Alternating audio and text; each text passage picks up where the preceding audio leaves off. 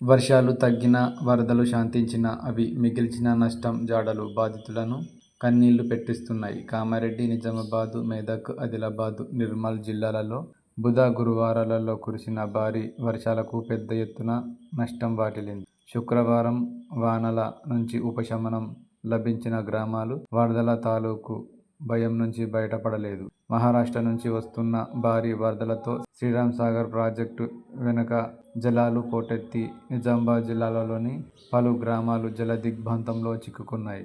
గ్రామీణ, అంతర్గత రహదారులు తీవ్రంగా దెబ్బతినడంతో రాకపోకలకు అంతరాయం ఏర్పడింది. దీనికి తోడు భారీ వర్షాలతో రాష్ట్రవ్యాప్తంగా వరి, పత్తి, మొక్కజొన్న పంటలు దెబ్బతిన్నాయి. చెరువులు, కుంటలకు గండ్లు పడ్డాయి. వందలాది రోడ్లు కొట్టుకుపోయాయి. ప్రభుత్వ శాఖలు నష్టాన్ని అంచనా వేస్తూనే తాత్కాలిక మరమ్మతులు చేపడుతున్నాయి. రికార్డు స్థాయి వర్షంతో కామారెడ్డి జిల్లా బురద నుంచి బయటపడుతుంది. జిల్లా కేంద్రంలోని జీఆర్ కాలనీ వాసులు బురద తొలగించి ఇండ్లను శుభ్రం చేసుకుంటున్నారు. ఎలక్ట్రానిక్ వస్తువులన్నీ పాడై ఒక్కో ఇంట్లో రూ.1,00,000 మేర ఆస్తి నష్టం జరిగినట్లు బాధితులు ఆవేదన వ్యక్తం చేస్తున్నారు.